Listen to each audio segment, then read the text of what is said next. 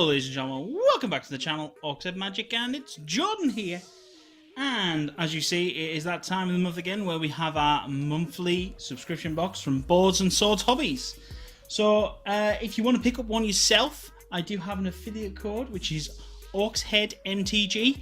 That is located in the description box down below with a link to the website. This is the high tier mystery item box. So with my affiliate code, you'll get £5 off your first order. So essentially you can pick this up for a little bargain or one of their many other boxes. So without further ado, let's dive right in. So this is the end of May. So we'll see what we're going to get. But obviously I suspect a lot of Dominaria. Ooh. Ooh. We've also got a dual deck.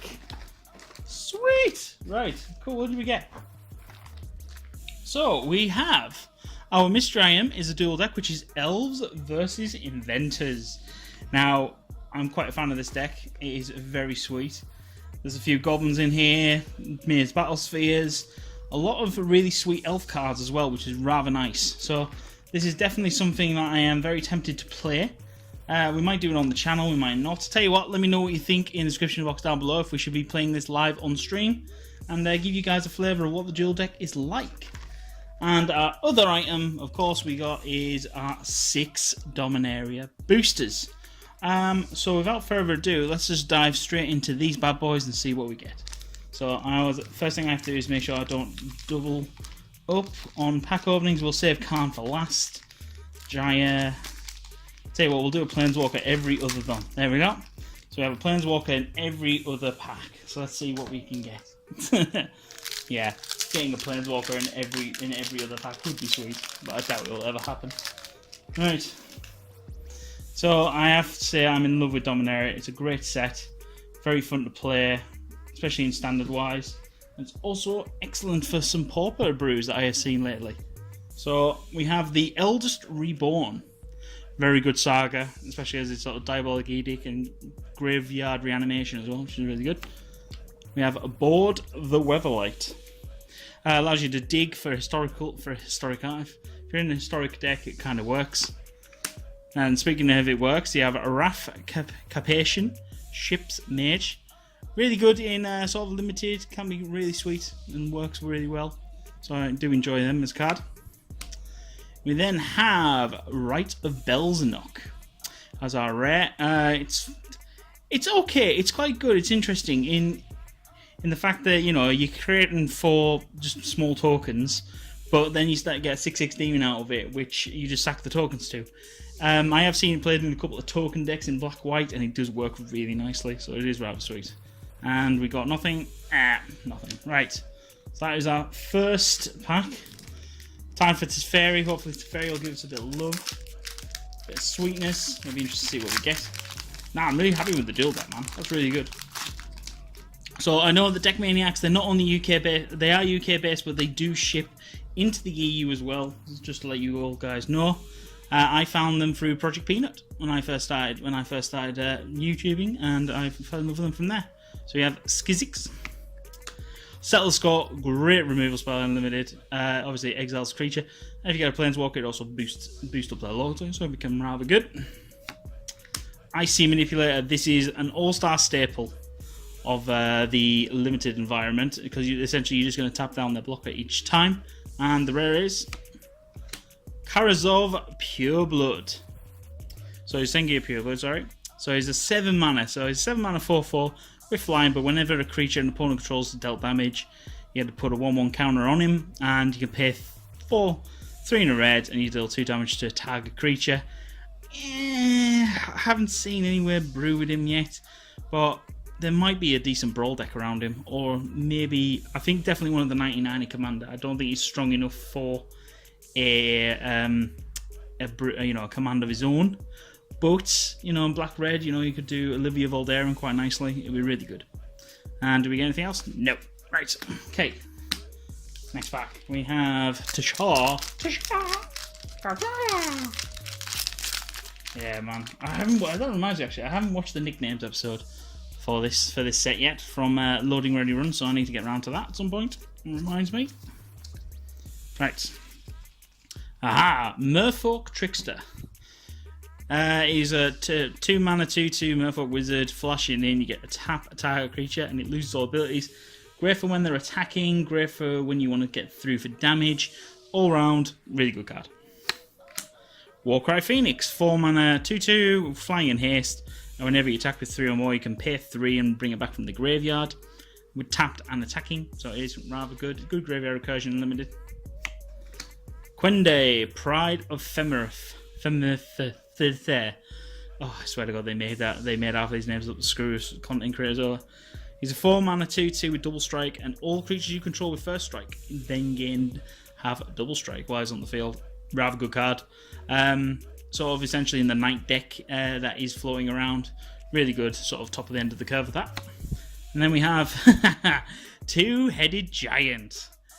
4 mana, 4/4, and when it attacks, you get to flip 2 coins, and if both come heads, he gains double strike. If both come up tails, he gains menace. And essentially, if they're different, then he's just a generic 4/4.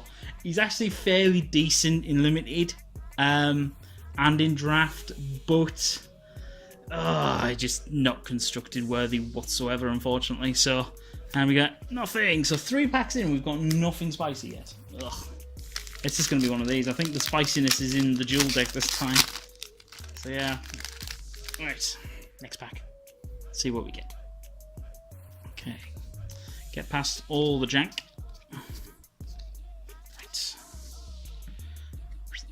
Right. Okay. So we have Nature's Spiral. 2 mana, sorcery, return target permanent card from your graveyard to your hand. Good graveyard recursion in the right deck.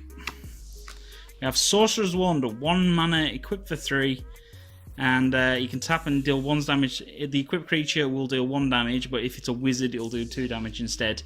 And it can also target players or planeswalkers. So, actually, funnily enough, I had Steve recommends this card in limited. He says it's actually quite good, just having a little pinger on the field, especially in the board stall situation. So it's not too bad. Our legend is Garner the Blood Flame. So 5 mana 3/3 with flash, and when it enters the battlefield, return to your hand all creature cards in your graveyard that were put there from anywhere this turn, and other creatures you control have haste. I haven't seen it played yet, but with some recent cards that have been spoiled in Battle Bond, it is a warrior, which is viable. So I think there is possibility of a decent brawl/commander deck with her in. As for being the commander itself, I don't know if it's strong enough. But having creatures having haste and being able to sort of flash in at the end step and get a lot of things back from a board wipe is still quite useful. So I don't know. It's hard to evaluate on that one. And we have Daring Archaeologist. So 4 mana 3/3. And there's a battlefield, you get to return an artifact card from your graveyard to your hand, and whenever you cast a historic spell, you get to put 1/1 counter on it. So essentially, this is like Ajani's Pride Mate, but for art. Well, except it needs historic spells to get 1/1 counter. So artifacts, legendaries, sagas are all historic. So yeah. The problem is it's 4 mana. If it was 3 mana, yeah, it might be good, but it's that 4 mana. It's not sort of. I find that it's not as good as what it could be. And we have nothing again. Right, 2 packs left. Let's see what we get in pack number 5. This is where, you know, they're saving all the good stuff for the last pack, of course, because that's the way it works when they randomly assign packs to boxes. Right, and okay, so we have Lingering Phantom. 6 mana 5/4. Whenever you cast an Explorer spell, you may pay a black, and if you do, you get it returned from a graveyard to your hand. Actually, played it in limited, it is just a good 5/4 body. Decent beater, and of course, if you can get graveyard recursion on it, excellent. If not, oh well, it's not the end of the days. Howling Golem. Now, this is a card I do like. 3 mana 2/3. Whenever it attacks or blocks, each player gets a draw card. So essentially, it's Howling Mine with a body, sort of. Well, it's not a Howling Mine, but it is slightly Howling Mine-esque. It's quite sweet. It's really good, especially limited when you need to draw for spells. And yeah, I actually find that it's worked quite well in past. And then we have our legendary, which is Slinvorda, the Rising Deep. 8 mana, 8/8.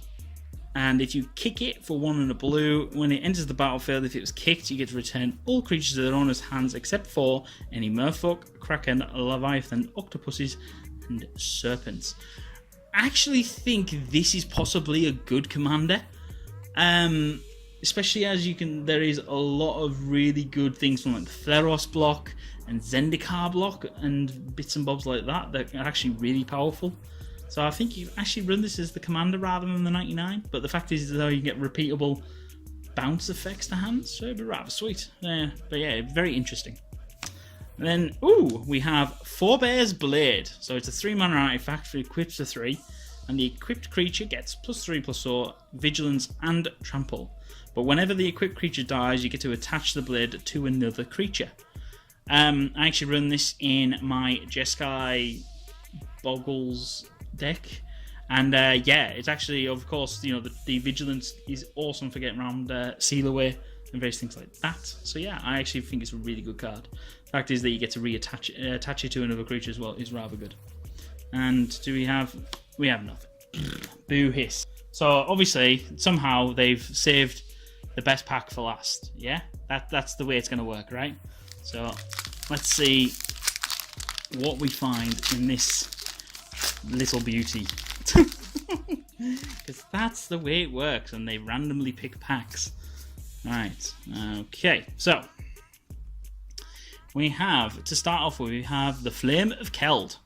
So it's a 2-mana historic artifact. Number 1, you get to discard your hand, and then number 2, you get to draw 2 cards.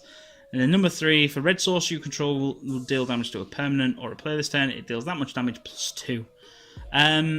Limited, but in constructed, Saffron Olive did a really sweet deck, which is sort of like mono red burn, and it uses this obviously to get the extra damage through. It's really quite sweet, quite powerful. So I think that's a really good card. Oh, here we go. Speaking of good cards, On Sarah's Wings, 4-mana legendary enchantment aura. So you get to enchant a creature and it becomes legendary. It gets +1/+1, has flying, vigilance, and lifelink. Very good card in limited. I haven't seen it played much in constructed yet, but I think there is definitely a deck being able to brew around this card quite easily. We then have Spore Crowned Thallid. 2-mana 2/2. Each other creature you control that's a fungus or a sapling gets +1/+1. So it's a fungus sapling lord for 2 mana. Really sweet. This is obviously playable. A lot of people it's playable in limited. It is playable in standard.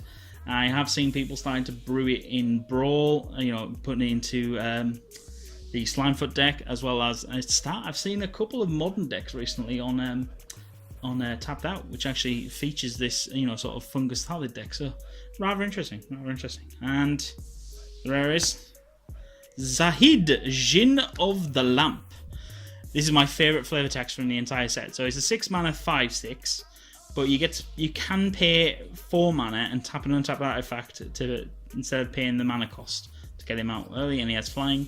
But the best bit of the entire card is the flavor text, which is, I do as I please, little mortal.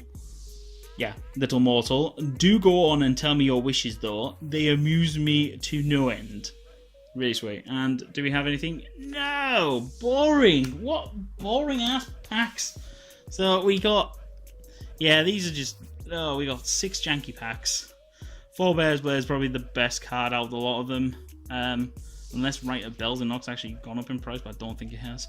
But yeah, so boo hiss. Oh well, no spice today. But we did get a sweet jewel deck. So as I said, let me know in the comment section below what you want me to do with it. Do you want me to put it on the price shelf, or do you want to see me and one of the other Orcs Head boys battling out on live stream a couple of games, and you get to see what the decks can do? So anyway, guys, thank you for tuning in. Remember, if you want to use the affiliate code, it is UKMtG, and links are in the description box below to the website. And thank you again for joining me. Goodbye.